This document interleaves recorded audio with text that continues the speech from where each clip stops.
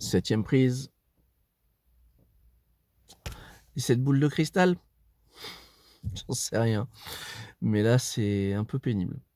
Je comptais faire une vidéo par série et en fait, je me suis dit que vu ce que j'en ai à dire, il y a de quoi en fait en faire une seule et grosse véritable vidéo et ce sera pas plus mal et ça permettra de dégager de la place pour d'autres choses. Twip! Bonjour et bienvenue sur Alricoscope, la chaîne faite avec le cœur et tournée avec les pieds. C'est un plaisir de vous retrouver pour cette 202e vidéo sur la chaîne. Aujourd'hui, principalement axé à mes expériences de lecture du côté manga. Donc on va faire un petit florilège de ce que j'ai pu lire dernièrement, car avec les fêtes de fin d'année, j'ai enfin pu souffler, lever le pied et me plonger dans l'immense retard que j'ai pu avoir du côté de mes lectures et de mes visionnages. D'ailleurs, merci pour vos retours sur les dernières vidéos de la chaîne. C'est plutôt cool, merci beaucoup. Là, nous allons nous intéresser donc à 1, 2, 3, 4 séries qui sont en cours de parution. On va commencer par une série que j'avais découvert à Japan Expo l'année dernière par sa couverture qui m'avait intrigué et je n'avais pas franchi le cap. Et puis désormais c'est chose faite et j'ai vachement accroché. Il s'agit de la série Coppelion de Tomonori Inoue, éditée chez nos amis de Noévé Graphics dans leur collection à petit prix, symbolisée par ces petites croix facilement reconnaissables dans vos linéaires. 3,95 € le tome, donc clairement c'est hyper intéressant. Ça fait penser aux collections à petit prix des opérations commerciales comics type Panini ou Carrefour. Donc là c'est un peu la même chose, sauf que là c'est sans aucune limite de temps.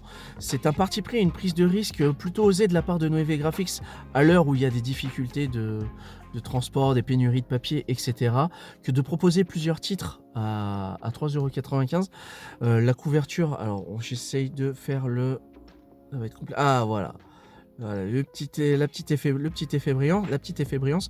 Donc, la ligne éditoriale à 3,95 € va permettre d'avoir des comics comme ceci, avec le petit rabat qui est intégré, la couverture en vernis sélectif, et symbolisée également par ce petit macaron explicatif, comme je vous l'ai dit, 3,95 € sans limite de temps.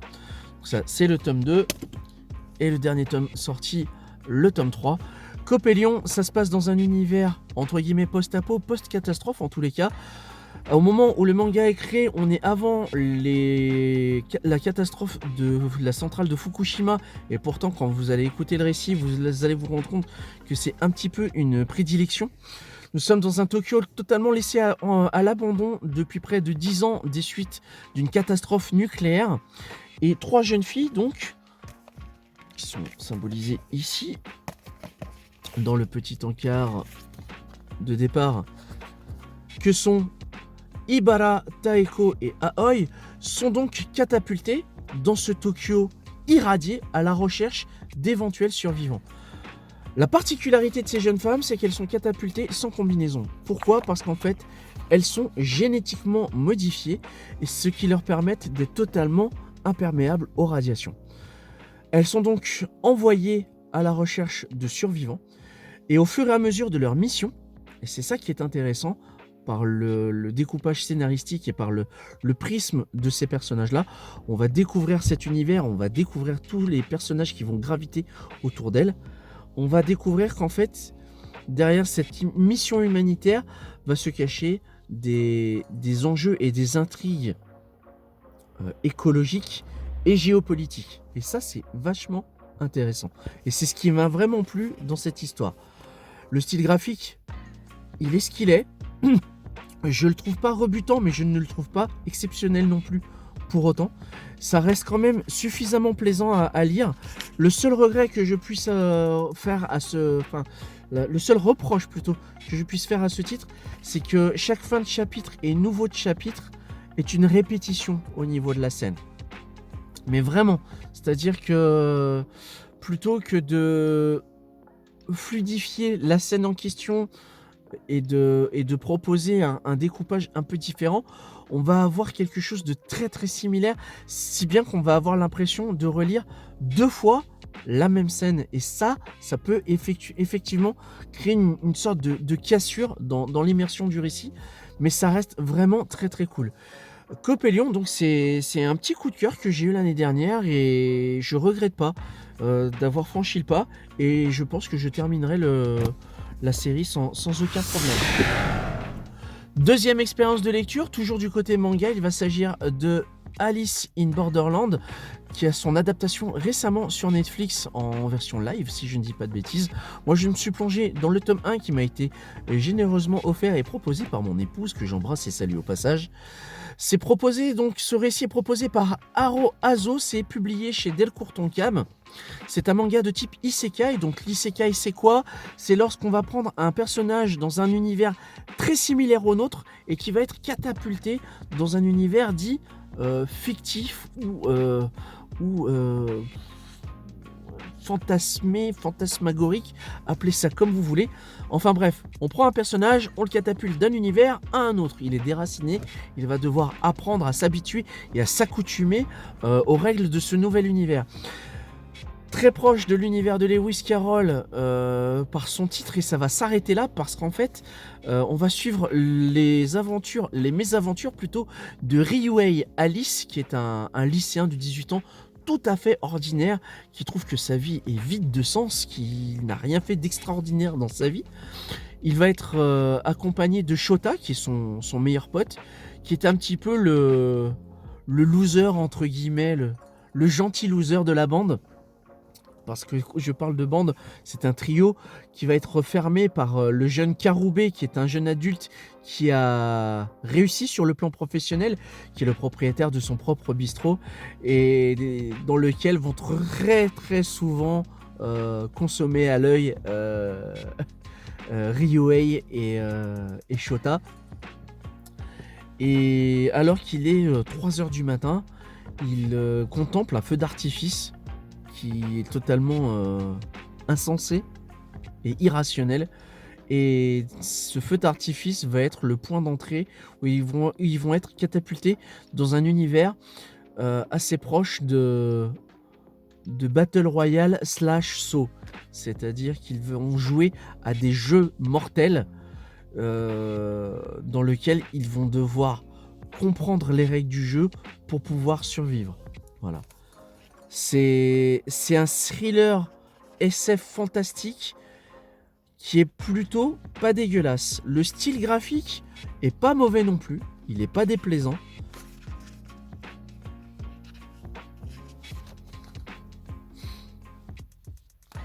La patte visuelle est franchement cool. J'apprécie ce titre. Donc je verrai si je poursuis, je pense que oui.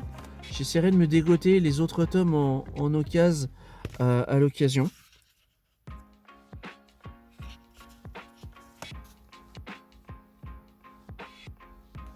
Et ça reste une jolie surprise. Voilà. L'autre récit dans lequel on va se plonger, ça va être un univers d'Heroic Fantasy cette fois-ci. Il s'agit de Back from Hell, scénarisé par Yuki Karaku, au dessin Shotaro Kunitomo et Pairan au Kara Design. C'est publié chez nos amis de Soleil Manga, c'est un shonen. Et j'ai tout de suite accroché pour le postulat de départ, déjà par sa couverture, que je trouvais extrêmement stylée, entre guillemets. Où en fait on va suivre au début de cette histoire deux jeunes héros, un sage et une héroïne, une épéiste légendaire, qui vont être accusés en fait d'usurpateurs, puisqu'ils ont vaincu une menace commune des différents royaumes qu'est le roi démon. Ils ont réussi à terrasser ce terrifiant adversaire. Et plutôt que de les laisser, le roi va prendre la décision de les exécuter. Sauf que Dwight, le sage ici présent, va être extrêmement amer de cette exécution. Lui qui pensait aider les humains et vivre dans un monde en harmonie, va se retrouver plongé dans une fosse au cadavre. C'est comment déjà le le terme, qui s'appelle, voilà, le Canyon des Morts. C'est tout un programme. Donc il se retrouve voilà, au milieu de cadavres et de squelettes. Mais Dwight est suffisamment fort pour en fait revenir à la vie sous l'apparence d'un squelette. Et il va vouloir se venger. Et derrière cette vengeance va s'articuler en fait une mission. Il se rend compte que le genre humain est voué à se vouer éternellement à s'autodétruire entre les différents royaumes, à l'unique exception d'une menace commune où là, les royaumes vont cesser leur querelle, vont cesser leur conflit pour faire front uni à cette menace commune. Et il va s'autoproclamer le nouveau roi démon pour pouvoir apaiser les tensions entre les différents royaumes et faire régner enfin un semblant de paix. C'est assez maladroit en termes de postulat, mais on se rend compte que au fur et à mesure du récit, le personnage va avoir déjà il va devenir beaucoup plus puissant qu'il ne l'était de son vivant, parce qu'en fait il va avoir absorbé ce qu'ils appellent les miasmes, donc c'est des résidus de pouvoir, d'esprit qui étaient dans le Canyon des Morts. C'est ce qui va lui valoir cette teinte un petit peu plus foncée au niveau de son squelette. Un squelette qui ne sera plus le sien, puisqu'il pourra être amené à voyager de squelette en squelette selon son bon plaisir. Bref, il va avoir plein de pouvoirs différents. Et en fait, il va avoir pour seule volonté d'accomplir le souhait de sa coéquipière pour qui il vouait une véritable admiration, une véritable passion. On n'est pas dans un délire d'amour ou d'idylle. On est vraiment sur quelque chose de plus respectueux et pieux que ça. Mais on se rend compte que ce nouveau roi démon n'a de roi démon véritablement que le nom, même s'il va devoir perpétrer quand même quelques petits massacres au départ. C'est un antagoniste assez particulier. Mais le récit est vraiment cool. J'ai vraiment apprécié cette histoire. Donc Back from Hell, c'est en 2 tomes actuellement. Le 3e tome arrivera bientôt. Là, on a le tome 1. Et ici, on a le tome 2. Où il va devoir apprendre à exercer son pouvoir avec parcimonie, à développer une nouvelle caste de nouveaux généraux. Enfin bref, c'est tout un programme. Dernière série pour cette vidéo, dernier titre en date. Un récit que j'avais découvert par le biais du premier chapitre qui était offert avec le tome 6 de Kaiju numéro 8. Et il s'agit de Dan Dadan de Yukinobu Tatsu, publié chez Crunchyroll. Dan Dadan, quand j'avais lu le premier chapitre, j'avais trouvé ça assez osé de la part de l'éditeur de fournir le premier chapitre. Je ne sais pas si je l'aurais mis en shonen, mais plus en seinen par son propos, car véritablement très axé sur le sexe, clairement. Je ne dis pas que c'est un récit pornographique, attention. Là, on est sur un conflit d'opinion entre 2 personnes. On va avoir Ken Takakura, qui est ici. Voilà, qui sera plus... Voilà, son apparence humaine, c'est celle-ci, dans ce tome 2. Qui va être un véritable passionné de tout ce qui est extraterrestre, ovni, pan, plutôt. On va parler de phénomènes atmosphériques non expliqués pour les véritables puristes. Si vous avez vu l'exoconférence, vous savez de quoi je parle. Donc lui, c'est un Ken Takamura. Et elle, ça va être autre chose. Ça va être la dénommée Momo qui, elle, va être véritablement une passionnée. Enfin, passionnée.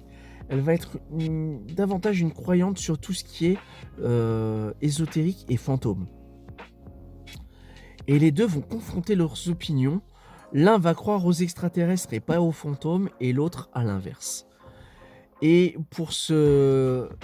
va se lier une amitié étrange entre ces deux personnages par le biais de ce challenge.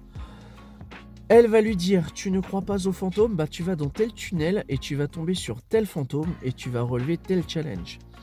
Lui, il va lui faire: ok, ben toi tu vas aller dans tel endroit abandonné, tu vas expérimenter telle rencontre du troisième type, etc., etc. Et c'est totalement what the fuck. J'ai pas d'autres termes. C'est inattendu parce qu'en fait l'auteur va se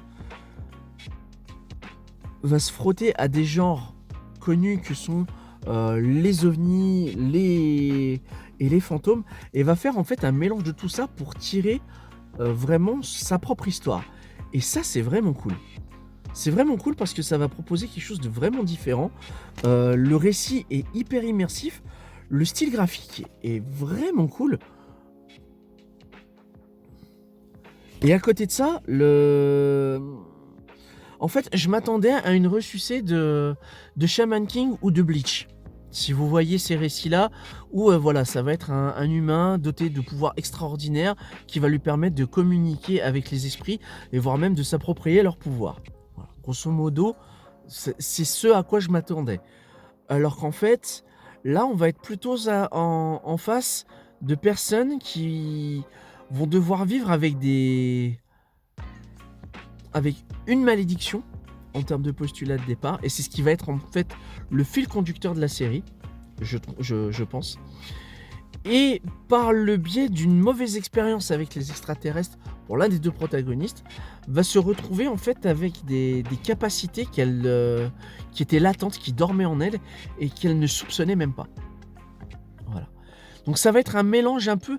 Il y a un côté un peu buddy movie dans ce manga qui est vraiment pas dégueulasse et qui me plaît beaucoup. Et l'avantage de ce type de ligne éditoriale, c'est que ce que j'aime particulièrement, c'est que on a... J'essaye de faire ça bien, désolé. Hop, voilà, on a la couverture.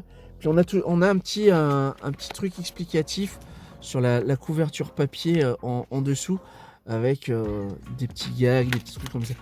C'est vraiment pas mal. En tous les cas, moi, ça m'a donné envie de lire la suite. Le tome 3 est sorti il y a peu, au moment où je tourne cette vidéo. Mais oui, en termes de récit, je l'aurais mis davantage dans le seinen que dans le shonen, ce bousin-là. Bref, en résumé, si vous devez retenir des choses de cette vidéo, c'est si vous aimez le post-apo, la science-fiction, je vous recommande Copélion, édité chez Noévé Graphique, 3 tomes actuellement. Si vous aimez l'isekai, ce sera Alice in Borderland pour ce mélange un peu barré de Liar Game / Battle Royale, une ressucée ultra violente de Alice au Pays des Merveilles version jeu de la mort. Si vous aimez l'heroic fantasy et les mondes maléfiques, je vous recommande Back from Hell avec ce nécromancien complètement fou de vouloir faire le bien en faisant le mal. Et pour terminer, Dan Dadan, un buddy movie de SF / ésotérisme qui est vraiment pas dégueulasse. édité chez Crunchyroll. Voilà. Si vous connaissiez ou non ces titres, que vous les appréciez ou non, n'hésitez pas à m'en faire part dans les commentaires. Merci d'avoir regardé cette vidéo jusqu'au bout. Quant à nous, on se retrouve prochainement pour une expérience de lecture de comics cette fois-ci. Et on va retrouver un vieux pote et non des moindres parce que c'est un gars que je suis depuis 1995, alias Al Simmons, a.k.a. Spawn. Plein d'inquiétude et à très bientôt pour une prochaine vidéo. Ciao!